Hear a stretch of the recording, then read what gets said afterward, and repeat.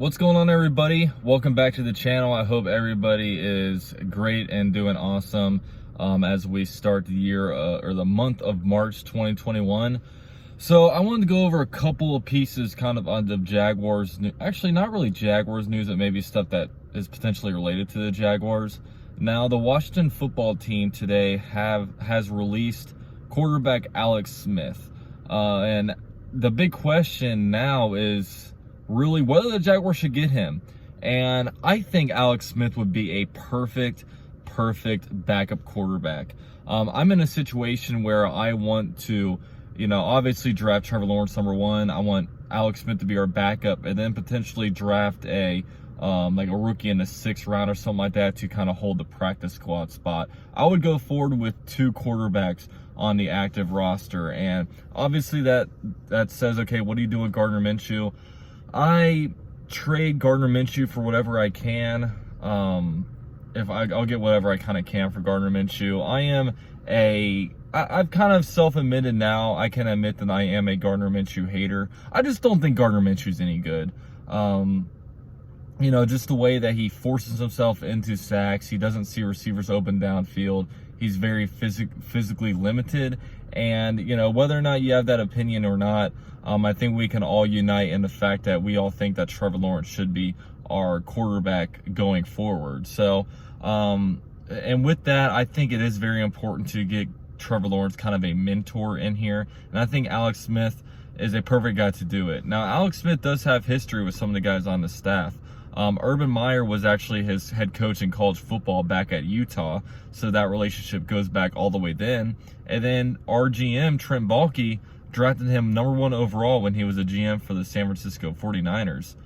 Actually, no, he wasn't a GM. He was a West area scout back then, I should say. So he obviously has history with Alex Smith in that sense. And Alex Smith, he has the most notable quarterback that he was kind of, I guess, mentoring. I don't know if he was as much mentoring because he was actually the starting quarterback Patrick Mahomes' rookie year. But obviously he was there with Patrick Mahomes during his development. And I think he'd be a perfect guy for this role. He was released from the Washington football team. I don't think any team is going to try to hire him as a starter. So I go out there and I try to bring him in to be the Jaguars starting quarterback. Or not starting quarterback, backup quarterback. I think it'd be a perfect role for him. Next bit of business is that Cam Robinson has deleted all Jaguars related posts from his Instagram. So obviously this is kind of a petty thing. I don't know if I'm a big fan of this or not. I mean, I think maybe I am, because as NFL fans, as football fans, as sports fans in the social media world, we want every bit of news, NFL news, that we can get. And this is a pretty clear indication that the Jaguars and Cam Robinson are not on the same terms about things. And it looks like the Jaguars might be heading in a different direction. And me personally, I am really wanting to get Trent Williams. And honestly, he's even more of my runaway favorite than the last time I spoke to you guys, because the more I look at Orlando Brown, man, the more I see the same player as Cam Robinson.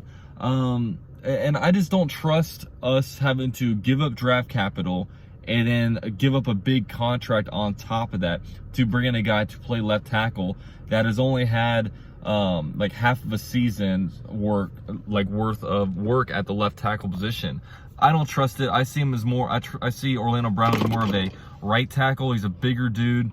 He's he played with an offense that is extremely run heavy, and I think that allows the pressure rate to go down, and for a player like that to kind of look better. And also, not even including the fact that Lamar Jackson is super elusive back there at quarterback, and it's hard to bring him down. So I really want Trent Williams. That is my number 1 priority free agent in this upcoming free agency class. And I think I know the Jaguars will be able to be given the biggest contract, given that they have the most cap room.